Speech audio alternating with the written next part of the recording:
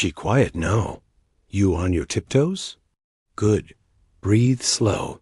Feel that Nevada sun burning down on your shoulders. Smell that? That's dust, rust, and the dry metal stink of secrets buried deep under miles of desert. Somewhere beneath our boots, something's glowing, and it's hungry to be found. Now don't blink. This story? It's not for the cautious. They said Yucca Mountain was sealed, entombed. Just another Cold War storage tomb packed with radioactive garbage. But some of us, those of us who dig a little deeper, we heard the rumors, the whispers, that not everything buried was waste.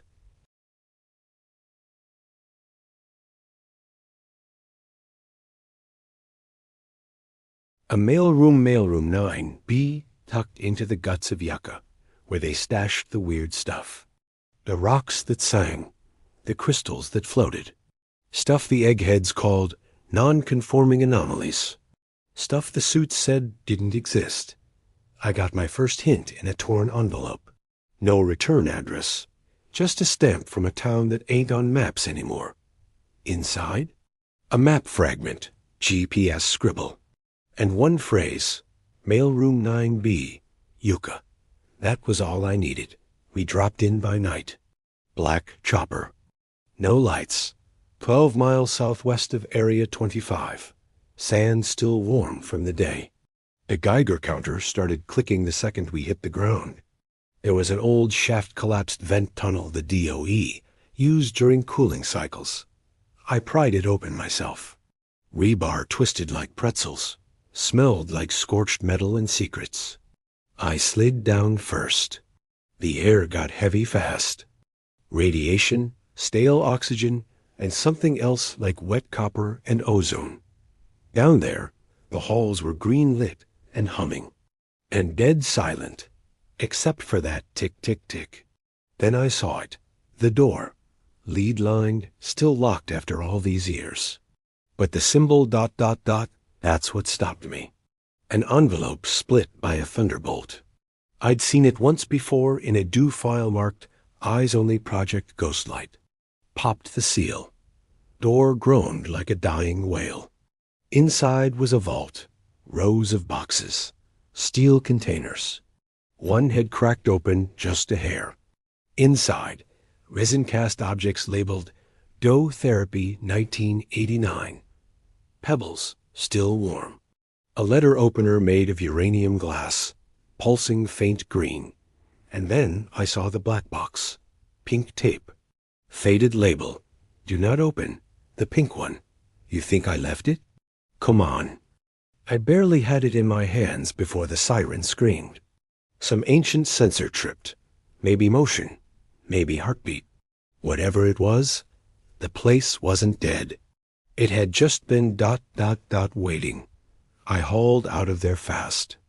Scrambled up the shaft like a devil was on my back. I should have left the box. I know that now. But I didn't. Once I hit the surface, I opened it. Just a peek. Inside?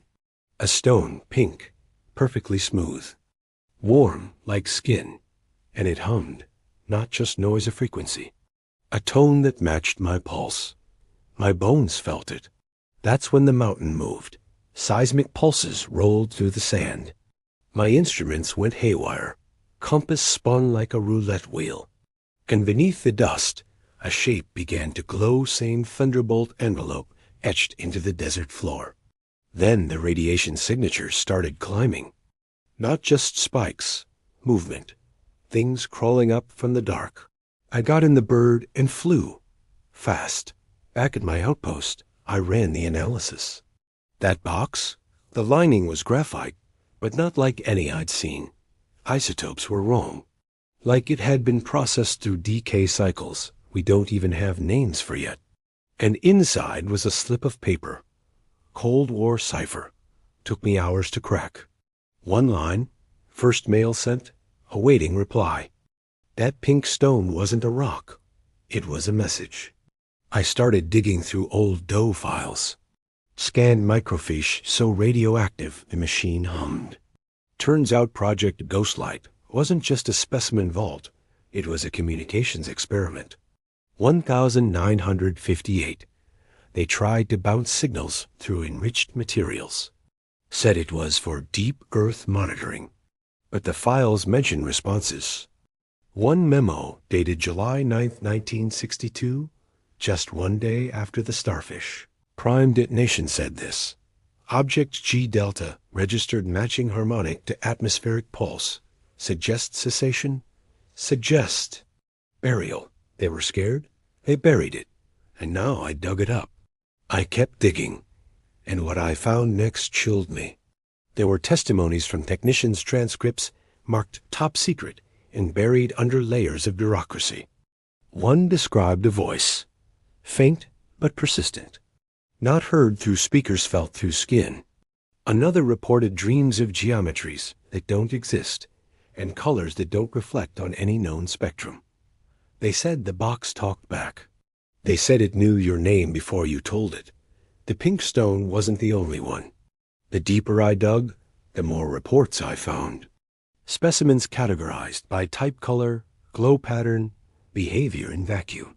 Here's what I pieced together. Blue shards from Hanford, sealed in triple glass.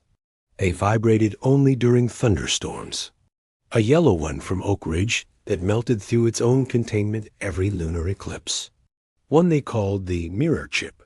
From a 1974 test site, it showed your reflection 10 seconds in the future. They cataloged them, but they couldn't predict them. Some increased background radiation. Some absorbed it. Some hummed like tuning forks. Others whispered not in language, but emotion. And every single one showed signs of design. Not accident. Not evolution. Intention. The pink one changed me. Not all at once. Subtle, at first. I stopped sleeping. Not because I couldn't, but because I didn't need to. My blood work shifted, cell repair accelerated. Cortisol disappeared.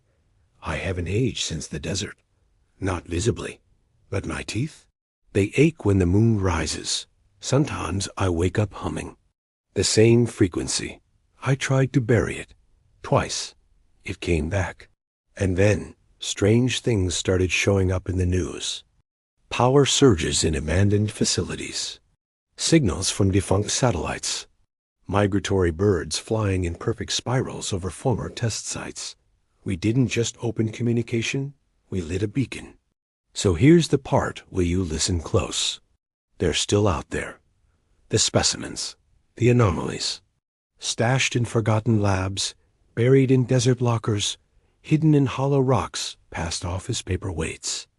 And now that I've opened one, they're waking up. You'll know when it's near. Your skin tingles. Your flashlight dims. Your watch stops. Shadows don't line up the way they used to. Don't run. Don't panic. Do what I did. Pick it up. Catalog it. And above all, don't open the pink one.